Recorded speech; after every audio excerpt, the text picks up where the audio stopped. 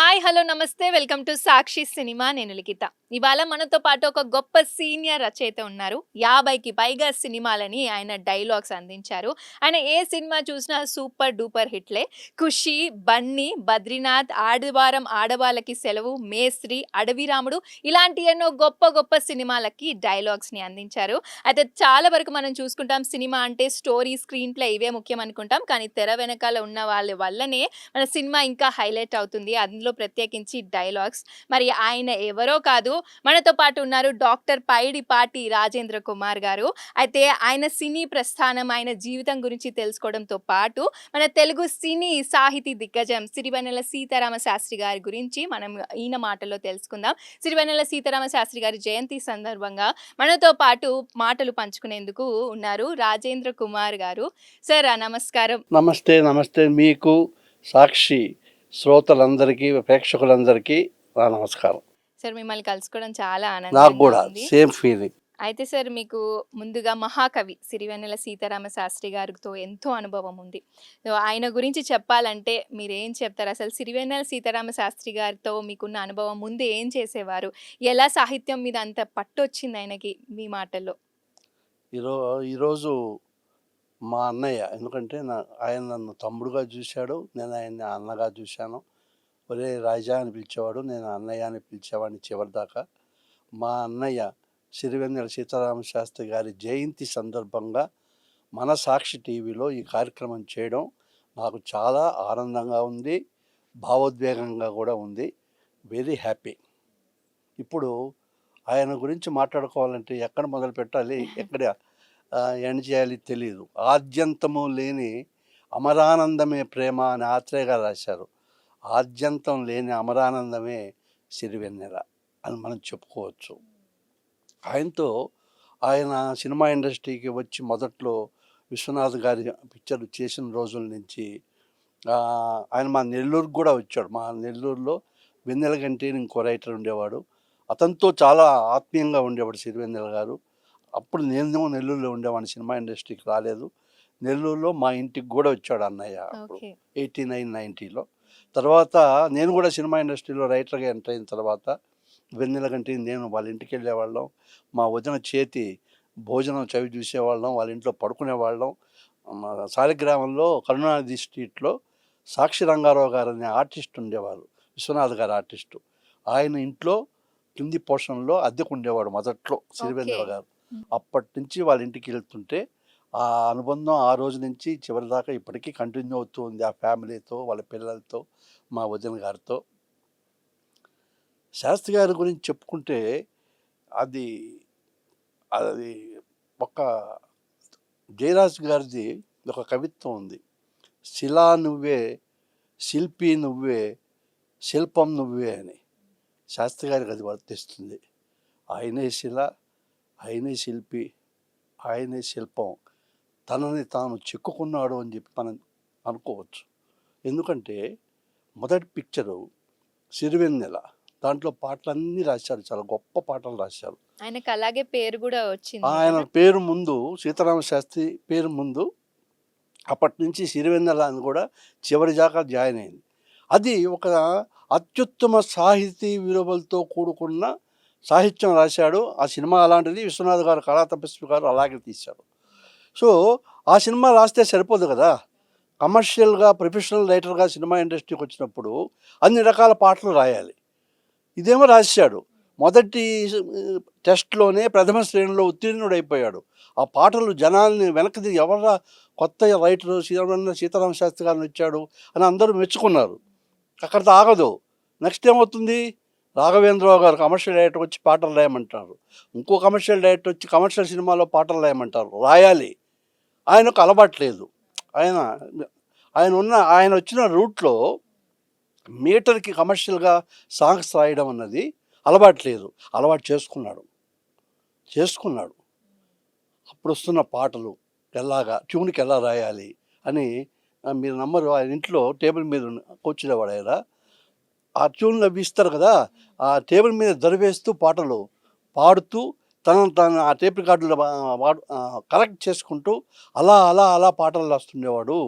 ఆ సైడ్ కూడా ఆయన ఏమిటంటే ఆయన డిస్టింక్షన్ స్టూడెంట్. ఒక పరీక్షకు అటెండ్ అయ్యాడంటే ఏ పరీక్ష అయినా కూడా ఆయన ప్రథమ శ్రేణి కాదు, అగ్రశ్రేణిలో పాస్ అవ్వాల్సిందే.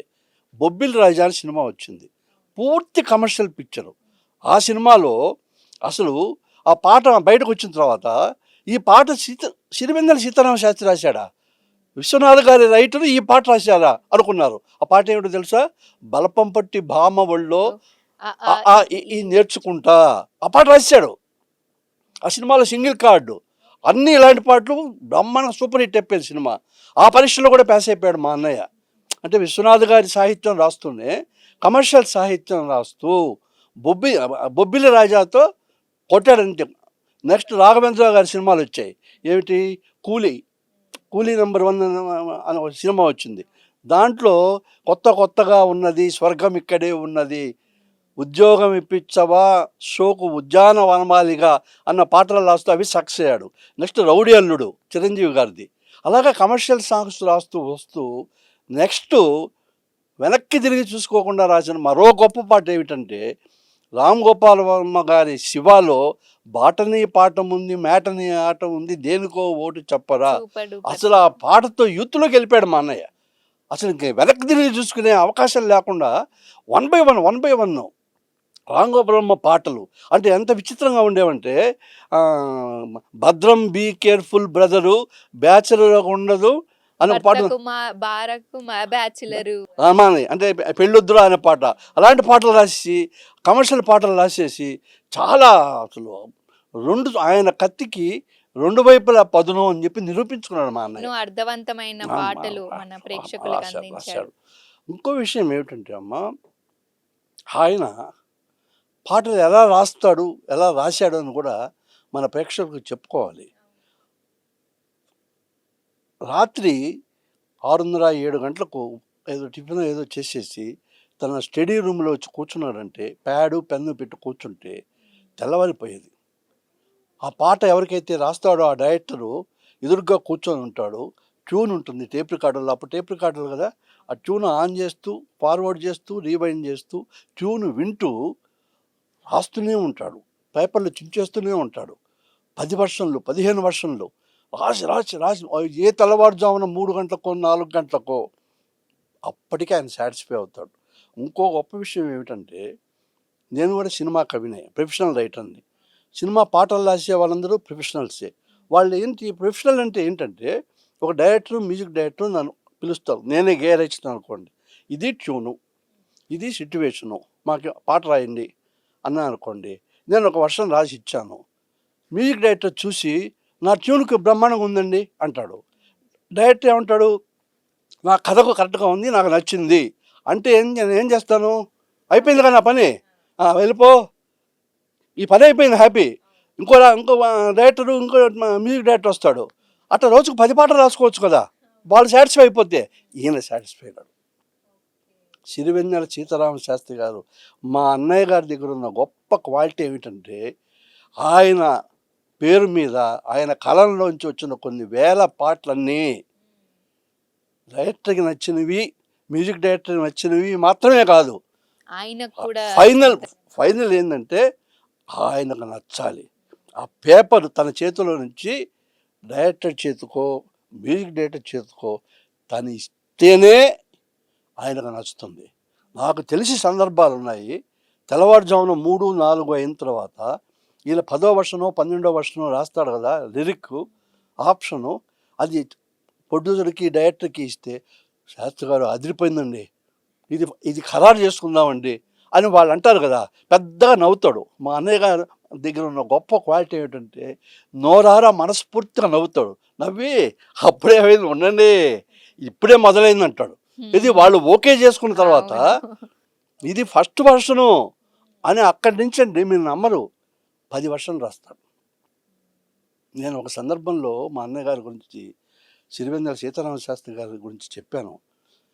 శాస్త్రి గారు రాసిన ప్రతి పాట ఒక ప్రసవం, ఒక డెలివరీ, బిడ్డను కన్నట్టే. ఆయన 1000 పాటలు రాశారు మనం అనుకుంటే ఆయనకు 1000 కాన్పులైనాయి. 1000 పాటలనే బిడ్డల్ని కన్న తల్లి మా అన్నయ్య. జగమంత కుటుంబం నాదిలో ఆ వాక్యం కూడా ఉంటుంది. ఏకాకి జీవితం నాది ఉంది. నేను కలల్ని కంటుంటాను, అన్ని కథల్ని కంటుంటాను దాంట్లో అంటాడే. అవును. అన్నీ కనడమే, ప్రసవమే. గుండె గుండె లోతుల్లోంచి పాటలు రాసి రాసి రాసి శాస్త్రి గారికి గుండె త్వరగా అలసిపోయింది. లేకపోతే 70-80 ఏళ్ళు కూడా ఉండి ఇంకా రాయాల్సిన వాడు ప్రాణం పెట్టి ఒక్కొక్క పాటకు ప్రాణం పెడితే తెలియకుండా ఆయుష్ కొంచెం కొంచెం తన ఆయుష్ని పాటలో పెట్టి ఆయన 70 దశకం దాకా 70 ఏళ్ళు ఉండకుండా కొంచెం ముందే వెళ్ళాడు. సంతృప్తికరంగా గొప్పగా రాశాడు. కానీ అది లోతుల్లోంచి తోడి ఆత్మతో రాశాడండి. ప్రాణం పెట్టి పాటలు రాశాడు. అది సిరివెన్నెల సీతారామ శాస్త్రి గారి ప్రత్యేకత, విశిష్టత, విలక్షణత. ఆయనకి మీరన్నట్టు లోతు నుంచి పాటలొచ్చేవి, సాహిత్యం వచ్చేదంటున్నారు. ఆయనకి ఏం ఇన్‌స్పైర్ చేసేదంటారు? మీరు తెలిసిన అనుభవం మీకుంది కాబట్టి, ఏం ఇన్‌స్పైర్ చేసిందసలు అన్ని గొప్ప గొప్ప పాటలు రాయడానికి ఎలా అంటే ఆయన సొంత జీవితంలో నుంచి తీసుకున్నయి అంటారా? లేకపోతే ఎలా అంటారు? అంటే కవిత్వం, భావుకత, ఇది కవితాత్మ ఉంటుంది. అది నేను ఇంతకుముందు కూడా చెప్పినట్టుగా సందర్భం. Professional writer. ఆయన బుక్ తీసుకొని కవిత్వం రాయాలనుకోండి, నేను ఒక 20 కవితలు రాసి బుక్‌గా పబ్లిష్ చేసుకోవాలనుకోండి, నాకు నచ్చిన అంశం తీసుకుంటా. మదర్ గురించి 4 రాద్దాం, భార్య గురించి 4 రాద్దాం, పేకాట గురించి 4 రాద్దాం అనుకుంటా. అట్ట కాదు. డైరెక్టర్ వచ్చి చెప్తాడు. సినిమా ఇది, కథ ఇది, ఈ కథలో ఈ సన్నివేశంలో ఈ పాట కావాలి అని చెప్తే ఈయన రాయడం మొదలుపెడతాడు. ఆ అంశం గురించి ఆలోచించడం మొదలుపెడతాడు. ఆయనే కాదు, ఏ రైటర్ అయినా కూడా ప్రొఫెషనల్ రైటరు అది ఎలా అని పక్కన పెట్టేయండి. అది ఎలా అని పక్కన పెట్టండి. దాంట్లోకి వెళ్ళిపోతారు. అంటే ఒకటి ఆ ఉందండి, స్టోరీలోకి. కొన్నిసార్లు కొన్ని పాటలు అలవోకగా రాసేస్తారు. అటు చెప్తుంటే రాసేస్తారు. అంటే ఇప్పుడు కన్నదాసన్ గారని ఉన్నారు తమిళ్లో, గొప్ప రైటరు, చాలా గొప్ప రైటర్. ఆయన ఆల్ టైమ్ గ్రేట్ రైటరు. ఆయన ఇట్లా ట్యూన్ చెప్తుంటే ఇట్లా పాట లిరిక్ చెప్పిస్తాడు అని ఇళయరాజా గారు కూడా ఈ మధ్య ఇంటర్వ్యూలు ఇచ్చారు. అలా రాసే వాళ్ళు ఉన్నారు, అది వేరే. ఈయన అలా కాదు. వచ్చి ఇందాక మీకు చెప్పాను కదా, అలా మీరు ట్యూన్ చెప్పగానే నాకు ఒక వర్షన్ వచ్చింది అనుకోండి, అది కరెక్టా, ఇంకా బాగా రాయొచ్చా, పర్ఫెక్షనిస్ట్ అండి. ఆయనది ఆయన చెక్ పర్ఫెక్షనిస్ట్. చేసుకుంటూ ఆయనది ఉంటారు. ఆయనే చెక్ చేసుకుంటూ, ఆయనే చేసుకుంటూ. ఎస్పి బాలసుబ్రహ్మణ్యం గారు పాట పాడడానికి వచ్చేవాళ్ళు, పాట పాడేసేవాడు. పాడేసి ఇంజనీర్ దగ్గరికి వస్తాడు వాయిస్ రూమ్లో నుంచి. మ్యూజిక్ డైరెక్టరు అందరూ ఉంటారు. ఒక్కసారి విందా ఉంటారు ఎస్పి బాలసుబ్రహ్మణ్యం గారు. వింటారు, అద్భుతంగా ఉంటుంది. నేను పక్కన ఉండేవాడిని. అద్భుతం, 100కి 100 మార్కులు వేసేస్తారు అందరూ. ఓకేనా, అందరికీ ఓకేనా అంటాడు ఎస్పి బాలసుబ్రహ్మణ్యం గారు, బాలుగారు. ఒక్క నిమిషం, నేను ఒక్కసారి వెళ్ళి పాడతా. ఏంటిది, 100 మార్కులు వేసారు, ఆయనకు ఆ 100 మార్కులు సరిపోవు. మళ్ళీ వాయిస్ రూమ్లోకి పోయి ఏదో చిన్న పదం ఉంటుంది కదా, శంకర్, దాంట్లో ఏదో గమకం వేయాలి, వేసి వచ్చేవాడు. అప్పుడు వీళ్ళకి అనిపించేది, అమ్మా, అది పాడడంలో ఎస్పి బాలసుబ్రహ్మణ్యం గారు ఎలా పర్ఫెక్షనిస్టో, రాయడంలో రాయటంలో. మా అన్నయ్య సీతారామ శాస్త్రి గారు అంత పర్ఫెక్షనిస్ట్. తపన, ఒక స్ట్రగుల్, ఒక ఆర్తి, ఒక కసి, అది ఉంది ఆయన దగ్గర. సరే ఇప్పుడున్న రచయితల్లో ఆయన నుంచి నేర్చుకోవాల్సిన ముఖ్యమైన క్వాలిటీస్ నేను ఏమంటాయి? నువ్వు చెప్పినవన్నీ ఇప్పుడు చెప్పిందే. నేర్చుకోవాల్సినవే. అంటే మనకు పాత రోజుల్లో ఒకటి ఉంది నానుడి, సర్వైవల్ ఆఫ్ ది ఫిట్టెస్ట్. ఏ ప్రపంచంలో పోటీ ప్రపంచం వచ్చేసింది, పరీక్షలు రాస్తున్నారు, ఎంసెట్లు అవి రాస్తున్నారు. 99 మార్కులు వచ్చాయి నాకు, సీట్ రాలేదని ఏడుస్తాడు ఒక పిల్లవాడు. 99 మార్కులు వచ్చి నీకు ఎందుకు సీట్ రాలేదు, నా పక్కన వాడికి 100 మార్కులు వచ్చాయి, ఒక్క మార్కుతో నేను సీటు పోగొట్టుకున్నా, వాడికి 100 వచ్చాయి. అంటే నెక్స్ట్ నేను ఏం చేయాలి, 99 సరిపోవడం లేదని అర్థం అక్కడ. వన్ ఆఫ్ ది బెస్ట్ కాదు ఈ రోజుల్లో, ది బెస్టే నిలబడతారు ఏ ఫీల్డ్ అయినా కూడా. క్రికెట్ అయినా, స్పోర్ట్స్ అయినా, ఉద్యోగమైనా, సినిమా అయినా, ఏ ప్రొఫెషన్ అయినా కూడా ఆ తాపత్రయం ఉండాలి. శాస్త్రి గారి గురించి మనం నేర్చుకోవాల్సింది ఏమిటంటే, ఆయన అలా ప్రాణం పెట్టి పాట రాశాడు. దీంట్లో ఇంకో విషయం ఉంది, సినిమా ఇండస్ట్రీలో పాటలు కానీ, మాటలు కానీ, సంగీతం కానీ, నటులు కానీ వస్తారే, వాళ్ళు దీనికి ప్రిపేర్ అయ్యే వస్తారు. వాళ్ళు ఒకవేళ ప్రిపేర్ అయ్యి రాకపోతే ఇండస్ట్రీ వాళ్ళని ప్రిపేర్ చేస్తుంది. ఆయన నువ్వు 99 మార్కులు తెచ్చుకున్నావు, నీ లిరిక్ పక్కన ఇంకోటి 100 మార్కులు రాశాడు కాబట్టి మనం మళ్ళీ కలుద్దాం. అది ఇండస్ట్రీలో రిజెక్షన్కి ఒకటే పదం వాడతారు. ఎవరు రిజెక్ట్ చేయరు. మళ్ళీ కలుద్దామండి అంటారు. మనకు అర్థమవుతుంది మనం రాసింది సరిపోలేదు అని. సింగర్ అనుకోండి, నేను పూర్తిగా సరిగ్గా పాడలేదు అని సింగర్కి తెలుస్తుంది. నటుడు అనుకోండి, నేను ఇంకా బాగా నటించాలి, ఇంకా లీనమై నటించాలి. నేర్పిస్తుంది, ప్రపంచం నేర్పిస్తుంది, జీవితం నేర్పిస్తుంది. సినిమా ఇండస్ట్రీ బాగా నేర్పిస్తుంది. పడ్డం లేవడం నేర్పిస్తుంది. పడ్డం ఎవరు నేర్పించక్కర్లేదు, తెలియకుండా పడతాం. పడి ఎలా లేవాలో సినిమా ఇండస్ట్రీ నేర్పిస్తుంది. ఎప్పుడు పడి ఎప్పుడు కరెక్ట్గా లేస్తాడో వాడు ఉంటాడు, లేనివాడు కాలగర్భంలో కలిసిపోతాడు. That is simple. అలాగే సిరివెన్నెల సీతారామ శాస్త్రి గారు పాటలు ఎన్నో అద్భుతాలు ఉన్నాయి.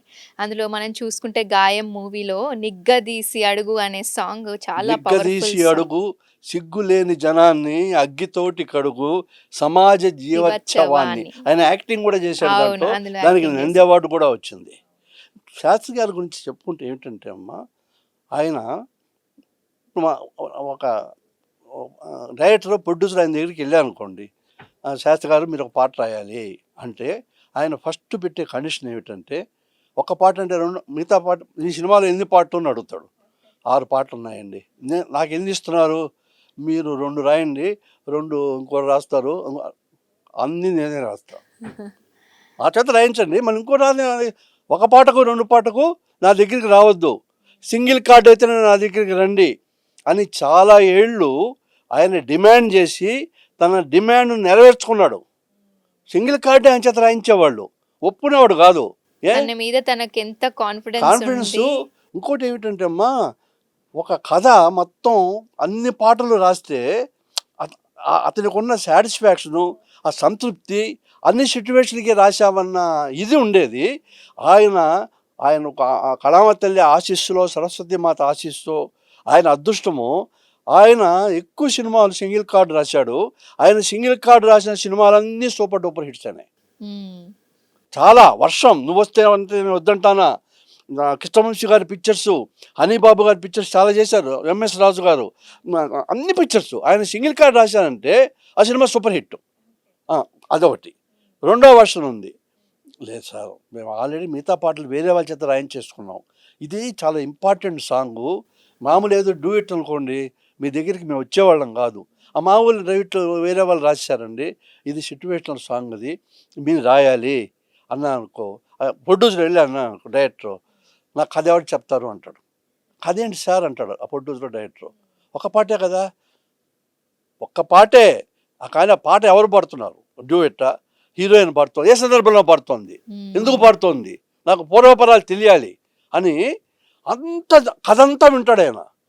కథలో నుంచి, ఆ క్యారెక్టరైజేషన్లో నుంచి, సన్నివేశంలో నుంచి, సిట్యువేషన్లో నుంచి పాట రాస్తాను తప్పితే మీరేదో డూ ఇట్ అంటే గబగబా గాలి పోగు చేసి నేను రాయను. ఆయన ఎప్పుడు కూడా ఆయన గురించి మనం ఒక స్టేట్మెంట్ కూడా ఇచ్చుకోవాలి, గాలి పోగు చేసి ఆయన ఒక పాట రాయలే.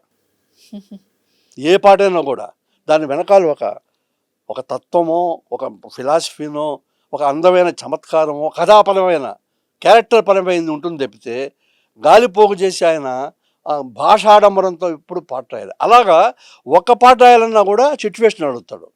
ఇంకో గొప్ప విషయం ఏమిటంటే, ఆయన పీరియడ్లో ఆయనకున్న గొప్పతనం ఏమిటంటే 2.5 గంటల్లో ఒక కథ ఉంటుంది. ఆ డైరెక్టరు వాళ్ళు ఏ కథ అయితే సన్నివేశాలు రాసి, డైలాగ్ రైటర్ డైలాగ్ రాసి చేస్తారో అది మొత్తం, ఆ సారాంశం మొత్తం ఒక్క పాటలో రాసి, ఆ పాట సినిమాకు ప్రాణం అయ్యేలాగా చాలా చేశాడు. శుభలగ్నం సినిమాలో చిలక ఏ తోడు లేక ఎటేపమ్మ ఒంటరి నడక అని పాట ఉంటుంది. అది ఆ సినిమా సందర్భము, ఆ హీరోయిన్ క్యారెక్టర్కి సంబంధించి అది మాంగళ్యం అంగడి సరుక కొనగలవా అమ్మేశాక, లాభం ఎంత వచ్చిందమ్మా సౌభాగ్యం అమ్మేశాక. అదే కదా, కథలో నుంచి రచిస్తాడు. కథలో నుంచి ఆ పాట ఆ పాటకు నంది అవార్డు వచ్చింది. ఆ సినిమా సూపర్ హిట్ అయింది. నెక్స్ట్ మీరు చూసుకుంటే మీరు 'అంకురం' సినిమా తీసుకోండి. ఎంత గొప్ప పాట రాశారు. 'అంకురం' సినిమా ఒక సింగిల్ లేడీ ప్రపంచం అంతా నీకెందుకే గొడవ? ఎవరో ఏదో చేశారు, ఎవరో పోతుంటే నువ్వు అక్కడికి పోయి దూరతావేంటి అని భర్త, మా అమ్మా నాన్న, ప్రపంచం అంతా నువ్వు అటు పోవద్దంటుంది ఒక అమ్మాయిని, రేవతిని. ఎందుకు పోకూడదు? నేను అటే పోతాను. ఎందుకంటే అక్కడ న్యాయం ఉంది. ఆ న్యాయం ఆ సమస్యను నేను ఎత్తుకోకపోతే ఇంకెవరైతే ఒక పాప దొరుకుతుంది. ఆ పాపకు న్యాయం చేయడం కోసం పోరాడుతుంది రేవతి. ఏం రాస్తే తెలుసా మా అన్నయ్య? ఎవరో ఒకరు ఎప్పుడో అప్పుడు నడవరా ముందుకు అటో ఇటో అటో ఇటో అని గొప్ప వాక్యం రాస్తాడమ్మా. మొదటివాడు ఎప్పుడు ఒక్కడే కదా, మొదటి అడుగు ఎప్పుడు ఒంటరే కదా అని రాస్తాడు. సినిమా 200 గంటల్లో ఉమామహేశ్వరరావు గారు తీసిన సినిమాని ఒక పాటతో నిలబెట్టాడు. మీకు ఇంకో మాట చెప్తాను, ఎన్ని అద్భుతాలంటే ఒక రోజంతా మాట్లాడుకోవచ్చు. అమ్మ రాజీనామా అని మా గురువు గారు సినిమా తీశారు, దాసనారాయణరావు గారు. అమ్మ రాజీనామా సినిమా తీశాడు. దాంతో అమ్మ అన్న ఒక పాత్ర కాదు, అమ్మ అన్న స్థానానికి మన అమ్మకు ఉన్న విలువేంటో ఎంత గొప్పగా రాశారు తెలుసా అమ్మ. అసలు ఎవరు పాడగలరు అమ్మ అన్న మాట కన్నా గొప్ప కావ్యం అని చెప్పి దాంట్లో ఉంటుంది. అసలు ఒక్కొక్క వాక్యం అవతారమూర్తి అయిన హనుమంతే పుడతాడు, అమ్మ పాలు తాగాకే పెద్దవుతాడు. బిడ్డలు పోతే ఆల్టర్నేటివ్ ఉంటుంది, భార్యకు ఆల్టర్నేటివ్ ఉంటుంది, అమ్మకు ఆల్టర్నేటివ్ లేదు. అమ్మ స్థానానికి భర్తీ లేదు, అమ్మ నౌకరికి భర్తీ లేదు అంటూ చివరికి ఇంత గొప్ప అమ్మ అన్నారు కదా, ఇంత గొప్ప అమ్మను కూడా ఒక అమ్మే కంటుంది అంటాడు. ఈ పాట మీరు విన్నారంటే అసలు మీకు జీవితంలో దొరకదమ్మా. కలికాలం 200 గంటలు తీసిన సుబ్బయ్య గారు సూపర్ డూపర్ హిట్. 2 వాక్యాల్లో కొట్టేస్తాడమ్మా. చావుకున్న భీమా జీవితానికేది, ఊపిరికున్న ధీమా జ్ఞాపకానికేది అని రాస్తాడమ్మా. కలికాలం, ఆకలి కాలం, ఆఖరి కాలం, కలికాలంలో పాటలు ఇలా చెప్పుకుంటూ పోతే ప్రతి సినిమా ఆయన పాట వల్ల నిలబెట్టిన సినిమాలు. ఆయన రాసిన అంటే 2 ఉన్నాయి పాటలు, 2 రకాలు. సినిమా హిట్ అయింది కాబట్టి పాటలు హిట్ అయినారా అంటారు. కొన్ని సినిమాలు ఏమవుతాయి, అన్ని సినిమా సూపర్ హిట్ అయిపోతుంది, ఆ సినిమాలో ఉన్న పాటలు కూడా హిట్ అవుతాయి. కాదు, సినిమా హిట్ అయిన వల్ల హిట్ అయిన పాట ఆయన ఎప్పుడు రాయలే, ఆయన పాట హిట్ అయినందువల్లే సినిమా హిట్ అయిన పాటలు రాశాడు. ఏది ఇప్పుడు నేను చెప్పినవన్నీ ఇప్పుడు ఇదే కాదు, కమర్షియల్ సాంగ్స్ తీసుకుంటే అసలు అలాంటి ఆలోచన. ఇప్పుడు ఎంఎస్ రాజు గారు వర్షం సినిమా తీశాడు. ఇది ఇన్నాళ్ళు అది ఎక్కడ దాక్కున్నావు వాన, ఎన్నాళ్ళకి వచ్చావు వాన, ఇన్నాళ్ళు ఎక్కడున్నావు, చుట్టంలా వచ్చే పోతావే, ఆ పాట ఉంది కదా. ఆ పాట వల్ల నువ్వు వస్తానంటే నేను వద్దంటాను, చంద్రుల్లో ఉండే కుందేలు ఏమిటి, లంగా ఓణి రద్దయిపోని, లంగా ఓణి రద్దయిపోని అనేది కూడా ఒక భావమే, అది ఒక రొమాంటిక్ ఫీల్. అట్లా ఎన్ని గొప్ప పాటలు. అసలు ఆయన గొప్పతనం ఏమిటంటే రామ్ గోపాల్ వర్మ గారి సినిమాల్లో సాంగ్స్ ఇంపార్టెన్స్ ఉండదు, ఆయన గొడవలో ఉంటాడు. ఆయన సినిమాలో 2 నంది అవార్డు తీసుకున్నాడు. ఈయన గాయం ఒకటి, ఇంకో పిక్చరు ఇదేది లాస్ట్లో సుమంత్తో తీశాడు, దేవుడు కరుణిస్తాడని వరమిస్తాడని, దానికి కూడా నంది అవార్డు తీసుకున్నాడు. రామ్ గోపాల్ గారి దగ్గర నంది అవార్డు తీసుకున్నాడు, కృష్ణవంశీ దగ్గర తీసుకున్నాడు, ఎస్వి కృష్ణారెడ్డి గారి దగ్గర తీసుకున్నారు. సరే, విశ్వనాథ్ గారి దగ్గర తరలి రాధ తనే వసంతం, తన దరికి రాని వనాల కోసం. గొప్ప మాటలు, ఎంత గొప్ప మాట. ఫస్ట్ సినిమాలో చాలా పాటల గురించి అందరూ మాట్లాడతారు, బ్లాక్ దిశ వీణే పైన అని మాట్లాడతారు. దాంట్లో గొప్ప పాట ఏమిటంటే, ఆది భిక్షువు వాడిని ఏమి అడిగేది, బూడిదిచ్చే వాడిని ఏమి అడిగేది అని నిందాస్తుతితో రాశాడు పాట. అసలు అమూలు పాటలు కాదండి ఆయన. చిన్న చిన్న పాటలు కూడా, ఇది రుద్రపేణ సినిమాలో ఒక పాట ఉంటుంది, రండి రండి రండి మీరాక మాకెంతో సంతోషం సుమండి. ఇట్లాంటి పాటలు గమ్మత్తుగా. మాకు పర్సనల్ ఎక్స్పీరియన్స్ ఉంది. మా ఏటర్ మోహన్ గారు మనసిచ్చి చూడడం సినిమా తీశారు, దానికి నేను డైలాగ్ రైటర్ని. దాంట్లో పాట రాయడానికి వచ్చాడు ఈయన. వస్తే 4 కుర్రాళ్ళు నిరుద్యోగులు రోడ్లు తిరుగుతుంటారంటే, మోహన్ గారు నా దగ్గర ఇంతకుముందు రాసిన ఒక సాంగ్ ఉంది, నేను రాసి పెట్టుకున్నాను అన్నాడు. ఏది వినిపించండి అన్నాడు మోహన్ గారు. బోడి చదువులు వేస్తూ బుర్రంతా భోంచేస్తూ అని చాలా బాగుంటుంది సెటైర్ యూత్ మీద. ఈ పాట పెట్టేద్దాం అన్నాడు మోహన్ గారు. ఇమ్మీడియట్ డెసిషన్ తీసుకున్నాడు. ఆ సినిమాలో ఆ పాట పెట్టారు. దానికి అవార్డు వచ్చింది. అలాగా ఒక్క డైవర్సిటీ ఎలాంటి సిట్యువేషన్కైనా ఎలాంటి పాటలైనా కూడా అన్ని రకాల పాటలు రాశాడు మహానుభావుడు. సార్ అలాగే మీరు డైరెక్టర్స్ గురించి మాట్లాడారు కాబట్టి చాలా వరకు అందరికి ఒకటి ఉంది, త్రివిక్రమ్ గారు ఫేమస్ డైరెక్టర్. ఆయనకి సిరివెన్నెల సీతారామ శాస్త్రి గారికి మేనల్లుడు అనుకుంటూ ఉంటారు. ఆయన రిలేషన్ ఏంటి సార్ అసలు? అది ఇంటర్వ్యూలో మనం శ్రీవేంద్ర సీతారామ శాస్త్రి గారి తమ్ముడికి అల్లుడు, తమ్ముడి కూతుర్ని చేసుకున్నారు. అచ్చా, అలా అది రిలేటెడ్. అది వ్యక్తిగతమైన బంధుత్వం, రిలేషన్షిప్. బట్ ఆయన ఎంత గొప్ప రచయితో, గేయ రచయితో సీతారామ శాస్త్రి గారు. మన త్రివిక్రమ్ శ్రీనివాస్ గురించి కూడా మనకు తెలుసు. గొప్ప విషయం చెప్పంటారా మీకు? తను రాసిన ఆఖరి గొప్ప పాటల్లో సినిమా సక్సెస్కి ఉపయోగపడే గొప్ప పాట త్రివిక్రమ్ శ్రీనివాస్కి అలవైకుంఠపురంలో రాసి ఆయన వెళ్ళారు. మీ కాళ్ళని పట్టుకో వదల నన్నవి చూడే నా కళ్ళు. మంజుల హాసమ ఎంత గొప్పగా రాసిచ్చాడు. సామజవరగం ఆ పాట. ఆ పాట ఆయన రాసిచ్చాడు. సో ఆయన చాలా పాటలు రాశాడు. ఈ పాట లాస్ట్ రోజుల్లో కదా, ఆ తర్వాత 1 ఇయర్కి అన్నయ్య వెళ్ళిపోయాడు. ఆఖరా పాట మన శ్యామ్ సింగరాయ్ సినిమాలో నానికి ఆఖరా పాట ఎంత గొప్ప పాట. ఆయన పేరు పెట్టి వచ్చినట్టుగా అది సిరివెన్నెల, నెలరాజుకి ఇలరాణికి కలిపింది సిరివెన్నెల అని పాట. అది ఆఖరి ఆయన అఫీషియల్గా అది ఆఖరి సాంగ్. చాలా బాగుంటుంది మెలడీ. సిరివెన్నెల అని పాటది. సో ఇంకోటి ఏమిటంటే, మామూలుగా రచయితలు ఏ ఫీల్డ్లో అయినా ఏ కళాకారుడికైనా అప్ అండ్ డౌన్స్ ఉంటాయి. మంచి ఉజ్వలమైన దీంట్లో ఘట్టం ఉంటారు. తర్వాత కొంచెం తగ్గుతూ ఉంటారు. ఆయన మనకు దూరం అయ్యేదాకా ఆయన తగ్గలే. రాజే ఆయన లాస్ట్ సిరివెన్నెల పాట కూడా సినిమా హిట్. ఆయన హస్తవాసి అంటే అదృష్టం అని అనకూడదు. సరస్వతి పుత్రుడు ఆయన. సరస్వతి ఆయన నోటితో పలికింది.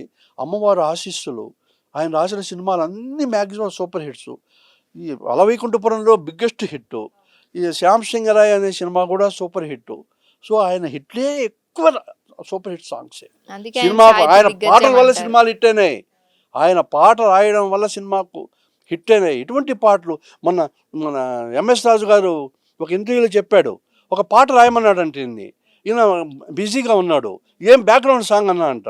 మీరు పోయి షూట్ చేసుకోరండి ట్యూన్కి, నేను తర్వాత రాస్తా అన్నా అంట. చెప్పాడు ఎంఎస్ రాజు గారు. ఈయన పోయి షూట్ చేసుకొచ్చిన తర్వాత దానికి పాట రాశాడు, లిరిక్ రాశాడంట. ఆయన మ్యాజిక్ చేశాడండి. అందుకన్నా మేము ఆయనతో కలిసి ఉండేవాళ్ళని చెప్పాం కదా బీయింగ్ డేస్లో. ఆయన ఆత్మ పెట్టి ఆయన కోసం ఆయన రాసుకున్న పాట ఆ టేబుల్ మీద దొరివేస్తూ పాడేవాడు. జగమంత కుటుంబం, ఆయన గొంతుతో వినారు పాట. చక్రి కూడా బాగా పాడాడు, బాగా మ్యూజిక్ చేశాడు. జగమంత కుటుంబం నాది, ఏకాకి జీవితం నాది, ఎంత గొప్పగా రాశాడు. అది ఆయనలో ఆయన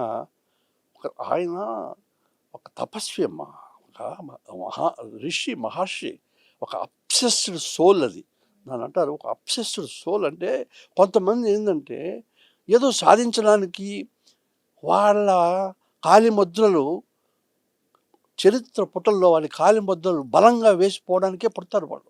ఏదో వచ్చాం, రాశాం, 70 మార్కులు తెచ్చుకున్నాం అని కాదు. ఒక చరిత్ర. చాలామంది చరిత్రలో ఉంటారు. చరిత్ర 10 మంది పేర్లు ఉంటారు, వాళ్ళందరూ గొప్పవాళ్ళే. అట్లా చాలామంది గొప్పవాళ్ళు ఉంటారు. కానీ ఒకటే సునీల్ గవాస్కర్ ఉంటాడు, ఒకటే సచిన్ టెండూల్కర్ ఉంటాడు. అలాగా ఈయనకి ఈయనే distinct by himself, all by himself. Great soul ఆయన. అలాగే గురుగారు, మీకు సిరివెన్నెల సీతారామ శాస్త్రి గారికి మధ్యలో ఏదైనా సంభాషణలు కానీ సంఘటనలు కానీ జరిగినాయి గుర్తున్నాయి? అన్నీ గుర్తున్నాయి. ఆఖరి సందర్భం నాకు బాగా గుర్తుంది. ఒక సభలో ఒక ఫంక్షన్లో కలిసాము. అప్పటికి బాలుగారు పోయారు. మా వెన్నెలగంటి, మేమంతా ఫ్రెండ్స్ కదా, వెన్నెలగంటి గారు కూడా కాలం చేశారు. అప్పుడు ఆయనతో నా దగ్గర ఎరా రాజా, ఆయనకు అక్కడేం తోచడం లేదా ఏంటి బాలు గారికి, వీడు మన ప్రసాదం తీసుకెళ్ళిపోయాడు అంటే, ప్రసాద్ అంటే వెన్నెలగంటి రాజేశ్వర ప్రసాద్, వీడి చేత పాటలు రాయించుకోవడానికి వీడిని తీసుకుపోయాడు ఏంట్రా అని నవ్వాడు. ఒక 6 నెలల తర్వాత బాలు గారి దగ్గరికి ఆయన కూడా వెళ్ళిపోయాడు. అదే ఆయన ఆ సభలో చాలాసేపు చాలా అసలు ఆ బ్యాంక్ పనులు ఉన్నాయేమో, రే రాజా రాజా అనేవాడు, అన్నయ్య అన్నయ్య అనేవాడిని. ఆయన గలగల మాట్లాడతాడు, బళ్ళు నవ్వేస్తాడు ఆయన ముందు. ఆ నవ్వే ఆయనకు అందం, ఏదైనా కూడా నవ్వేస్తాడు. చాలా మీరు ఆయన ఇంటర్వ్యూలు అవి చూడండి, మీరు ఆయన మాట్లాడుతుంటాడు కదా, మనకు గొప్పవాళ్ళు చాలా ఇప్పుడు గొప్ప మ్యూజిక్ డైరెక్టర్స్ ఉంటారు, గొప్ప ఆర్టిస్టులు ఉంటారు, గొప్ప రచయితలు ఉంటారు. వాళ్ళ ఇంటర్వ్యూలు వాళ్ళ స్పీచ్లు చూస్తుంటాం మనం, వీడు గొప్పడు బాగుంది అని అవుతాం. సిరివెన్నెల సీతారామ శాస్త్రి గారి ఇంటర్వ్యూ కానీ ఏదైనా చూడండి, ఆయన నవ్వుతూ ఇట్లా చెప్తుంటాడు కదా, వేరే ఆయన వేరే వేరే ఫిలాసఫర్ మాది అనిపిస్తాడు మనకు. ఆయన చాలా అంటే ఒక మనిషికి మీరు ఒకటే, సచిన్ టెండూల్కరే ఏదో సాధించేసేయాలి, ఇది సరిపోదు నాకు, ఇంకా ఇంకా ఇంకా అని ఉంది చూసారా, అలాగా చాలా. కానీ మనకు చిన్న కొరత ఉంటుంది. అవును. He should have lived more, he should have contributed more. ఇంకా బలమైన రాయడానికి ఆయన రెడీ, జనం రాయించుకోవడానికి జనం రెడీ. ఈ ఆరోగ్య కారణాల వల్ల దేవుడు చేసే వాటిల్లో ఎస్పి బాలసుబ్రహ్మణ్యం గారు, సిరివెన్నెల సీతారామ శాస్త్రి గారు, వీళ్ళిద్దరిది మనం చాలా బాధపడే విషయాలు. టీవీలో ఆ స్వరాభిషేకం అవి వస్తుంటాయి, ఆ పాటలు వస్తుంటాయి, ఈయన పాటలు పాడుతూ బాలు గారు రే సీతారాముడు అంటుంటాడు. అవన్నీ లైవ్ చూస్తుంటే మనం వాళ్ళ ఎందుకు త్వరగా వెళ్ళిపోయారు, ఏదో వెల్తిగా ఉంటుంది, ఒక బాధతో చూస్తాం ఆ పాటలు. అది ఈయన పాటలు ఆయన పాడుతూ విశ్వనాథ్ గారు వాళ్ళందరూ తొందరగా మనకు దూరం అయిపోయారు అన్న వెలితి మనకి ఎప్పటికీ ఉంటుంది. కొందరి విషయంలో ఒక బాధ, ఒక పెయిన్, అది సీతారామ శాస్త్రి. అలాగే గురుగారు సిరివెన్నెల సీతారామ శాస్త్రి గారి కుమారుడు కూడా మూవీలో ఉన్నాడు, ఇద్దరు ఆర్టిస్ట్ గా చేశారు. ఇద్దరున్నారు. ఇద్దరున్నారు. ఆయన వాళ్ళ కుటుంబంతో మీకున్న అంటే అనుబంధం. పర్సనల్గా కూడా మనం చెప్పుకోవచ్చా మనం. ఆ రెండో అబ్బాయి, పెద్ద అబ్బాయి ఉన్నాడు యోగి అని చెప్పి, ఆ యోగి నాతో ఎప్పుడు టచ్లో ఉంటాడు. అది ఏంది, అతను మ్యూజిక్ డైరెక్టర్. మొన్న కూడా ఒక పెళ్ళిలో నాతో పాటు వచ్చాడు, కలిశాడు. మన సీతారామ శాస్త్రి గారు పిఎన్టీలో పనిచేశాడు, టెలిఫోన్స్లో ఓకే. చాలా ఏళ్ళు పనిచేశాడు, ఆయన పెన్షన్ వస్తుంది. నేను స్టేట్ బ్యాంకులో పనిచేసేవాడిని, ఆయన ఎప్పుడో రిటైర్ అయ్యాడు, నేను కొన్నాళ్ళ క్రితం పనిచేసేవాడిని. ప్రతి సంవత్సరం లైఫ్ సర్టిఫికేట్ ఇవ్వాలి బ్యాంకులో, మనం వెళ్ళి మనం బతుకున్నామని ప్రూవ్ చేసుకోవాలి. శాస్త్రి గారు బ్యాంకు వచ్చి సర్టిఫికేట్ అట్టిస్తాడు. నాకు 10 ఏళ్ల క్రితం నాకు ఫోన్ చేశాడు, ఒరే రాజా ఏంట్రా ఇది, నేను ఇప్పుడు రావాలట్రా బ్యాంక్కి అన్నాడు. State bank. నేను అన్నయ్య నువ్వు పెట్టే, ఫోన్ పెట్టే, అది యోగిని చేయమని, నాకు నువ్వు నాతో అసలు దీని గురించి నువ్వు టాపిక్ చేయడం, నువ్వు పాటలు రాసుకో అన్న. ఆడ యోగి టచ్లోకి వచ్చాడు. మీ నాన్న పర్టికులర్స్, అమ్మ పర్టికులర్స్ పంపించిన అన్న.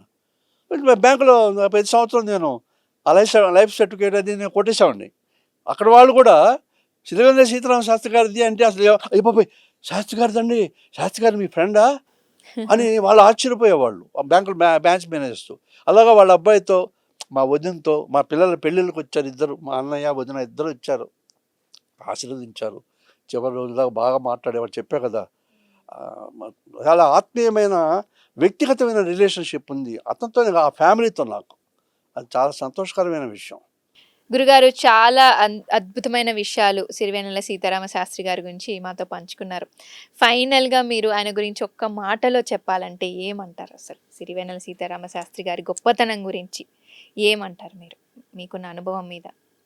చాలా ఆయన గురించి అసెస్ చేస్తాం కదా మనం అదే ఫీల్డ్లో ఉన్నాం. ఆయన ఏమిటి అనుకున్నప్పుడు, మా అన్నయ్య సిరివెన్నెల సీతారామ శాస్త్రి గారు, అంతకుముందు గొప్ప రచయితలు ఉన్నారు, తర్వాత ఉన్నారు.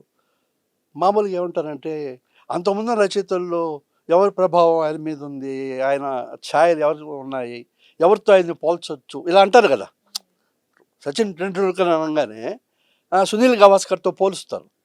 అలాగా ఈయన పోల్చొచ్చు అంటే ఎవరితో పోల్చడానికి లేదు, హీఈస్ బై హిమ్సెల్ఫ్. అంతకుముందు గొప్ప రచయితలు ఇప్పుడు ఉంటారు, ముందు వెనక అది ఒక ప్రవాహం, మహాప్రవాహం ఉంటుంది. కానీ ఆయన ఎవరితో పోల్చడానికి వీలు లేదు, ఎవరికి వాళ్ళే, ఆయనే అని చెప్పి నేను కూడా అనుకుంటున్నాను.